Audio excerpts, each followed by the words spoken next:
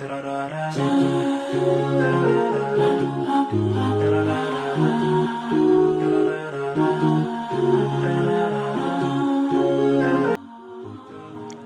آپ کو معلوم ہے کہ گھر کا ماحول خوشگوار اور پرسکون ہونا انسان کی دنیا اور آخرت کے لیے نہایت ہی ضروری ہے؟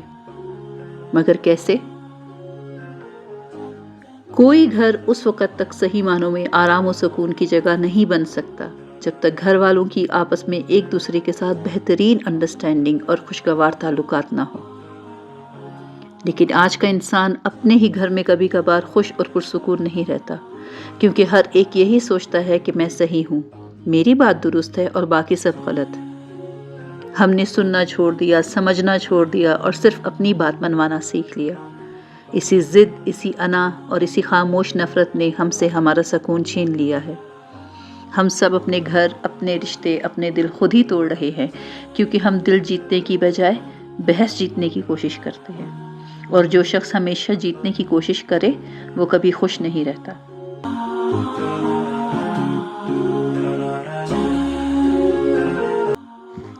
اللہ تعالیٰ قرآن پاک میں فرماتے ہیں، اور رحمان کے بندے وہ ہیں جو زمین پر عاجزی سے چلتے ہیں، اور جب جاہل ان سے بات کریں تو وہ سلام کہتے ہیں۔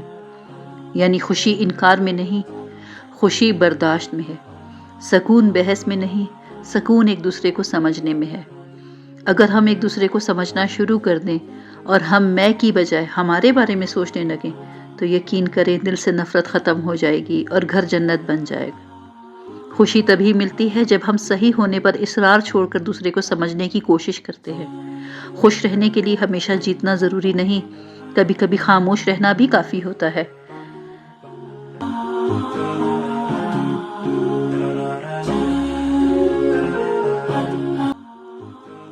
آج اس ویڈیو کے اینڈ پہ میں آپ کو خوش رہنے کے 5 میجیکل ٹپس دوں گی، لیکن پہلے آیات کی طرف چلتے ہیں۔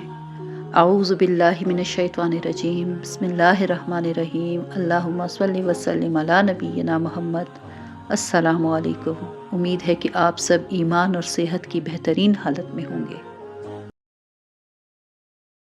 وَلَقَدْ آتَيْنَا مُوسَى الْكِتَابَ وَقَفَّيْنَا مِن بَعْدِهِ بِالرُّسُلِ وَآتَيْنَا عِيسَى ابْنَ مَرْيَمَ الْبَيِّنَاتِ وَأَيَّدْنَاهُ بِرُوحِ الْقُدُسِ أَفَكُلَّمَا جَاءَكُمْ رَسُولٌ بِمَا لَا تَهْوَىٰ أَنفُسُكُمُ اسْتَكْبَرْتُمْ فَفَرِيقًا كَذَّبْتُمْ وَفَرِيقًا تَقْتُلُونَ۔ اور بے شک ہم نے موسیٰ کو کتاب دی اور اس کے بعد پے در پے رسول بھیجے، اور ہم نے عیسیٰ ابن مریم کو کھلی کھلی نشانیاں دیں اور روح القدس سے ان کی تائید کی۔ پھر یہ آخر کیا معاملہ ہے کہ جب کبھی کوئی رسول تمہارے پاس کوئی ایسی بات لے کر آیا جو تمہاری نفسانی خواہشات کو پسند نہیں تھی تو تم اکڑ گئے، چنانچہ بعض انبیاء کو تم نے جھٹلایا اور بعض کو قتل کرتے رہے۔ روح القدس کا مطلب ہے مقدس روح، اور قرآن کریم میں یہ لقب حضرت جبرائیل علیہ السلام کے لیے استعمال کیا گیا ہے۔ حضرت عیسیٰ کو جبرائیل کی طرف سے یہ تائید یا یہ حمایت حاصل تھی کہ حضرت جبرائیل علیہ السلام دشمنوں سے حضرت عیسیٰ کی حفاظت کے لیے ان کے ساتھ ساتھ رہتے تھے۔ اور دوسری بات جس کو اس آیت میں پوائنٹ آؤٹ کیا گیا ہے وہ یہی ہے کہ بنی اسرائیل پر جب کوئی پیغمبر ایسا حکم لے کر آتے جو انہیں پسند نہ ہوتا تو یا تو وہ ان باتوں کو جھٹلا دیتے، وہ ان احکامات کو جھٹلا دیتے، یا پھر ان پیغمبروں کو جو یہ وحی الہی یا یہ احکامات لے کر آئے ہیں ان کو قتل کر دیتے۔ کیوں؟ اسی اکڑ، انا اور ضد کی وجہ سے ان کے دل جو ہیں حق بات کو تسلیم نہیں کر پا رہے تھے۔ وَقَالُوا قُلُوبُنَا غُلْفٌ بَل لَّعَنَهُمُ اللَّهُ بِكُفْرِهِمْ فَقَلِيلًا مَّا يُؤْمِنُونَ۔ اور یہ لوگ کہتے ہیں کہ ہمارے دل غلاف میں ہیں، نہیں بلکہ ان کے کفر کی وجہ سے اللہ نے ان پر پھٹکار ڈال رکھی ہے، اس لیے وہ کم ہی ایمان لاتے ہیں۔ ان کے اس جملے کے 2 مطلب ہو سکتے ہیں۔ یا تو وہ بہت زیادہ شیخی بھی گارتے تھے کہ ہمارے دلوں پر ایک حفاظتی غلاف ہے جس کی وجہ سے ہمارے دلوں پر کوئی بات اثر نہیں کرتی، یا پھر وہ مسلمانوں کو اپنے آپ سے مایوس کرنے کے لیے طنزاً یہ بات کہتے تھے کہ بس آپ تو یہ بات سمجھ لو کہ ہمارے دلوں پر غلاف چڑھا ہوا ہے، اس لیے آپ ہمیں اسلام کی دعوت دینے کی فکر میں نہ پڑو۔ فَلَمَّا جَاءَهُمْ كِتَابٌ مِّنْ عِندِ اللَّهِ مُصَدِّقٌ لِّمَا مَعَهُمْ وَكَانُوا مِن قَبْلُ يَسْتَفْتِحُونَ عَلَى الَّذِينَ كَفَرُوا فَلَمَّا جَاءَهُم مَّا عَرَفُوا كَفَرُوا بِهِ فَلَعْنَةُ اللَّهِ عَلَى الْكَافِرِينَ۔ اور جب ان کے پاس اللہ تعالیٰ کی طرف سے وہ کتاب آئی یعنی قرآن مجید، جو اس کتاب یعنی تورات کی تصدیق بھی کرتی ہے جو پہلے سے ان کے پاس ہے، تو ان کا طرز عمل تو دیکھو، باوجود یہ کہ خود شروع میں کافروں یعنی بت پرستوں کے خلاف اس کتاب کے حوالے سے اللہ سے فتح کی دعائیں مانگا کرتے تھے، مگر وہ چیز جب ان کے پاس آ گئی ہے جسے انہوں نے پہچان بھی لیا ہے تو اس کا انکار کر بیٹھے ہیں۔ بس پھٹکار ہے اللہ کی ایسے کافروں پر۔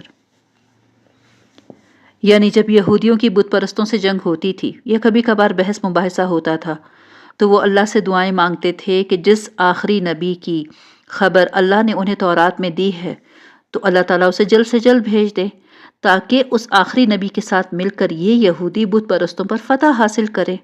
مگر جب وہ نبی تشریف لے آئے یعنی حضرت محمد صلی اللہ علیہ وسلم، تو اب یہ یہودی کیا ہو گئے؟ حسد میں مبتلا ہو گئے کہ آخر یہ نبی ہم میں سے کیوں نہیں آیا، یعنی بنی اسرائیل میں کیوں نہیں آیا، یہ بنی اسماعیل میں کیوں آیا ہے؟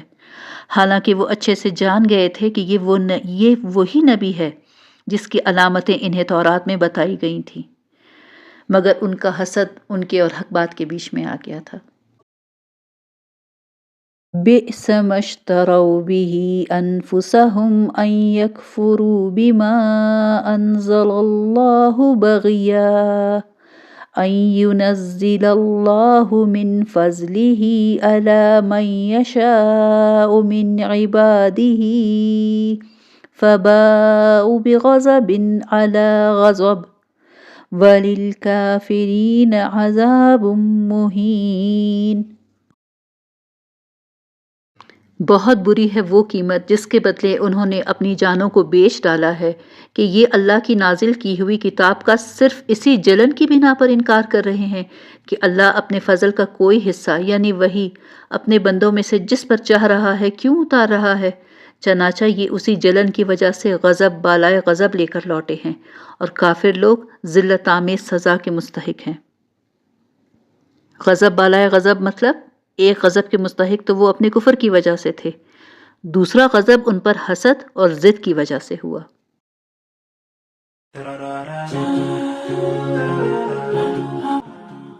اب ذرا غور کریں ان آیات پر۔ یہ ضد، اکڑ، ڈھٹائی، طنز اور حسد، یہ سب ایسی بیماریاں ہیں جو انسان کے رشتوں اور گھروں کو تباہ کر دیتی ہیں، اور پھر ہم کہتے ہیں کہ ہم اپنے ہی گھر میں سکون میں نہیں ہیں، اپنے ہی گھر میں خوش نہیں ہیں۔ جب ہر شخص اپنی بات منوانا چاہتا ہو تو سمجھوتا ختم ہو جاتا ہے اور محبت کی جگہ انا لے لیتی ہے، اور مغرور انسان یہی سوچتا رہتا ہے کہ وہ ہمیشہ صحیح ہے، جس سے تعلقات میں دراڑیں پڑتی ہیں، اور اس مغرور انسان کی یہی سوچ اسے اس کی غلطی ماننے سے انکار کروا دیتی ہے۔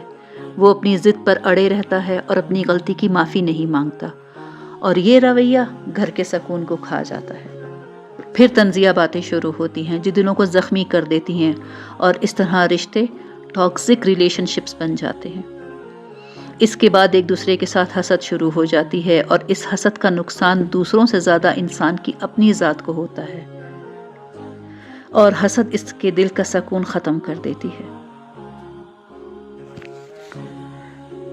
یہ تمام صفات شیطانی صفات ہیں جو انسان کے دل سے ایمان کے نور کو بھی ختم کر دیتی ہیں اور اس کا سکون بھی چھین لیتی ہیں، اور آخرکار ایسے گھر جہاں کے لوگوں میں یہ ساری صفات ہوں، یہ ساری بیماریاں ہوں، وہاں محبت، رحمت اور برکت ختم ہو جاتی ہے، اور یوں ایک ہنستا بستا گھر بربادی کا شکار ہو جاتا ہے۔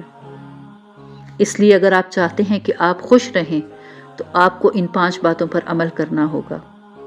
نمبر 1، اپنے دل کو ہر روز یہ یاد دلائیں کہ میں بھی غلطی کر سکتی ہوں، کیونکہ عاجزی اپنانے سے دل میں سکون اور رشتوں میں نرمی آتی ہے۔ نمبر 2، جب غصہ آئے تو اپنی زبان کو قابو میں رکھیں، خاموشی اختیار کر لیں۔ یقین مانیں، خاموشی اکثر وہ بچا لیتی ہے جو الفاظ برباد کر دیتے ہیں۔ نمبر 3، کثرت سے اللہ کا شکر ادا کریں، جو ہے اس پر بھی، جو نہیں اس پر بھی، اور یہ بات اپنے ذہن میں رکھیں کہ جو اللہ نے ہمارے لیے لکھا ہے اسے ہم سے کوئی نہیں چھین سکتا۔ نمبر 4، اپنی غلطی کو ماننا، معافی مانگنا اور معاف کرنا سیکھیں، کیونکہ اپنی غلطی ماننا کمزوری نہیں بلکہ کردار کی بلندی ہے۔ جو معافی مانگنے میں پہل کرتا ہے وہی گھر کا سکون برقرار رکھتا ہے۔ نمبر 5، روزانہ سونے سے پہلے سب کو دل سے معاف کر کے سوئیں اور اپنے آپ سے کہیں کہ یا اللہ، میں سب کو تیرے لیے معاف کرتی ہوں، تو بھی مجھے معاف فرما دے۔ آپ یقین کریں، ان 5 باتوں پر عمل کر کے آپ کو نہ صرف خوشی ملے گی بلکہ اپنا وجود بھی ہلکا محسوس ہوگا اور گھر کے ماحول میں بھی واضح فرق محسوس ہوگا، اور پھر آپ دیکھیں کہ آپ کی زندگی میں کیسے خوشی آتی ہے، سکون آتا ہے، اور آپ لوگوں کے لیے کیسے خیر و بھلائی کا سبب بن جاتے ہیں۔